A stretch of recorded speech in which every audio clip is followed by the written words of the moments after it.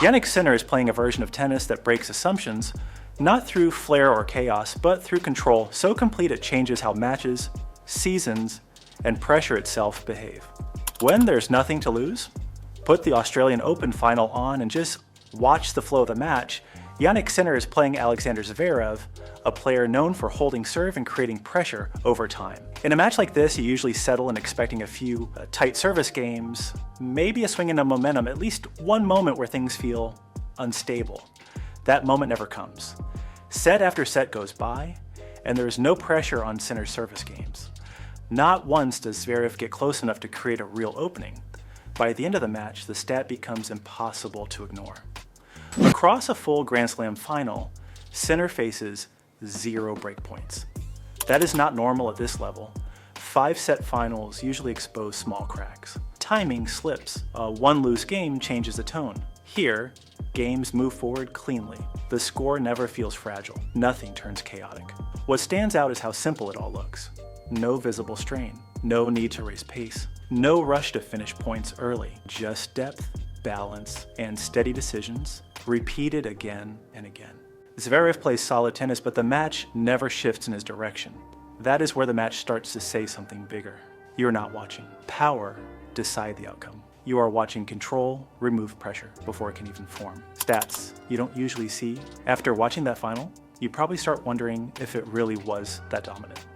So you check the numbers because when the stats match what you saw, it hits differently. There's a simple way to measure control in tennis. You look at how often a player holds serve and how often they break opponents. Add those two together over a full season and you get a clear picture of who is really dictating matches, not just winning them. When you lay this out across the last 20 years, most elite seasons sit close together.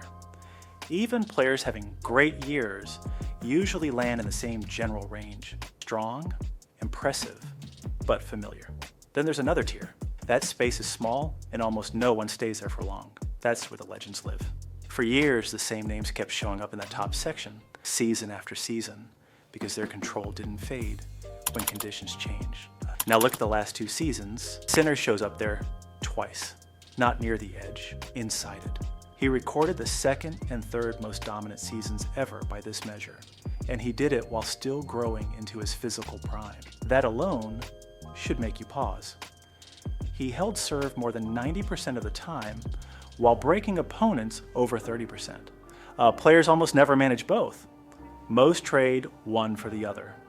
He didn't. Across nearly 100 matches in a year, he went 61-6. Take one opponent out of that list, and losses almost vanish. Even when matches slip away, they rarely fall apart. Over 2 years, he's been beaten in straight sets once, and when matches get tight, when sets swing on a few points, he wins those moments about 80% of the time. That's not comfort. That's control turning into an edge. Why his game refuses to break. There's a theory that explains what we are watching, and it has nothing to do with confidence or momentum. It has to do with efficiency. Sinner plays tennis like a system designed to minimize error, rather than a young, aspiring talent chasing trophies. Every rally is built around depth, margin, and positioning. He targets the safest part of the net. He hits heavy without flattening out. He prefers patterns that force opponents to play one more ball than they want to. This does not mean he avoids aggression. It means aggression arrives only when probability favors him. Watch how he starts. Neutral balls go deep and central to establish balance. Cross-court pressure stretches the court slowly. Direction changes appear only after the opponent is slightly off balance. There is no rush to finish. This is why rallies against him feel endless, even when they are not long. The opponent is constantly hitting from a half step behind ideal positioning. That half step accumulates. When pressure moments arrive, this structure becomes even more effective. In 2025, Sinner saved 72% of breakpoints faced. That figure stands among the most efficient seasons ever tracked. Again, not through bold choices, through repetition. Opponents expect something different on breakpoints. A bigger swing, a safer play. Instead, they get the same ball they saw all match. The responsibility stays on them. There's also a physical aspect to Sinner's discipline behind this. Sinner treats his body like a precision tool. No wasted movement, no emotional spikes that drain energy. Recovery between points stays consistent. Matches flow at his pace. The best performers are not the most expressive, they are the most controlled. They strip away variables until performance becomes repeatable. That does not make matches boring, it makes them inevitable. There's one player who still disrupts the system. Carlos Alcaraz introduces unpredictability that breaks patterns early. He injects chaos into rallies. He forces decisions outside the usual framework. That is why those matches feel different. But even there, the margin is shrinking. Sinner has tightened structure further. He refuses to chase disorder. He waits for it to turn inward. So what happens when the only player capable of breaking the system becomes unstable? Meanwhile, Sinner's system keeps upgrading.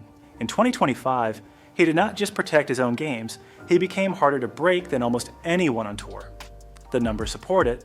The matches confirm it. This is not a hot stretch. It is not confidence. It is not timing. It is a way of playing tennis that removes pressure instead of absorbing it. At 24, this should not be happening yet.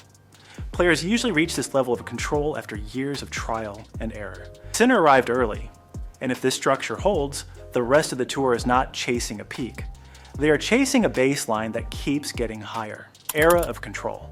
Now, there are some very particular seasons in tennis history that resist comparison. Not because of memory or reputation, but because the numbers refuse to normalize. When analysts try to compare dominance across eras, they often reduce the game to outcomes that scale cleanly over time. One such method combines how often a player holds their own games with how often they break opponents across a full season. This approach strips away style, surface preference, and highlight bias. It does not ask how a player wins points. It asks who controls matches most consistently. When this metric is applied across elite players over the last 20 years, a clear structure emerges. Most seasons, even very strong ones, cluster tightly together. Players may win titles, reach finals, or peak briefly, but their control across the calendar stays within a defined range. Above that range, separation begins. There's a small space on the chart where seasons stop looking like everyone else's. This is where dominance shows up everywhere. No matter the surface, the opponent, or the format. Getting there is hard. Staying there almost never happens. For nearly 2 decades, this upper band belonged almost entirely to 3 players: Roger Federer, Rafael Nadal, and Novak Djokovic. These players did not appear in this tier once or twice. They returned year after year. Their seasons overlapped so consistently that the chart itself became visually crowded. Dominance was not episodic, it was permanent. This is why that era felt close. The ceiling existed, but access was restricted. Occasionally, another player reached that space briefly. Andy Murray produced seasons where his numbers stood directly alongside theirs. Those years mattered. They showed the tier was reachable, but only under precise conditions, and rarely for long. For years, that was the structure of men's tennis, a sealed upper level, rotation everywhere else. Then the pattern shifted. Is Sinner better than the rest of the top players right now? Where do you place him among the best? Leave a comment, share your opinion, and subscribe to the final set for more tennis insights. Sinner's position. Now look at the last 2 seasons. Jannik Sinner does not approach the top tier gradually. He appears inside it, twice. Using the same dominance metric applied evenly across modern tennis history, Sinner's last 2 seasons rank as the 2nd and 3rd most dominant ever recorded, not among current players, across the entire data set. That distinction matters. It removes the usual escape routes. This is not a surface-driven anomaly. It is not the result of a favorable draw. It is not anchored to a single tournament. The number holds across a full calendar year, across conditions, and across opponent types. Those seasons include a combination rarely seen at this scale. He held his own games at a rate above 90%, while also breaking opponents more than 30% of the time. Historically, players sacrifice one of those numbers to sustain the other. Maintaining both over a season places extreme demand on consistency. He sustained it. Across nearly 100 matches in a single year, his record settled at 61 wins and 6 losses. When viewed in isolation, that is already elite. When you account for the opponent distribution, the picture sharpens further. Remove one name from the loss column, and defeats nearly disappear. Over the last 2 seasons, he's played close to 150 matches and lost only about 1 in 10. That's already rare on its own. But what really stands out is how those losses look. In 2 full years, he's been beaten in straight sets just once. One time, that's it. So even when things are not going his way, matches don't fall apart. He stays in them. He keeps the score tight, opponents still have to earn it all the way to the end. That's how solid his level is, even on days that aren't perfect. There is one additional marker that belongs here. Over a full season, Sinner won at least one set in almost every match he played. Only one player in the modern era has completed a calendar year without losing a match in straight sets: Roger Federer. At the end of the day, it's about how solid everything feels. Even when things aren't perfect, the level doesn't fall off, nothing collapses, nothing gets away from him quickly. That's when the numbers start to match what you see on court. Age changes everything. At the very top of the chart, one season still stands alone: Novak Djokovic, 2011.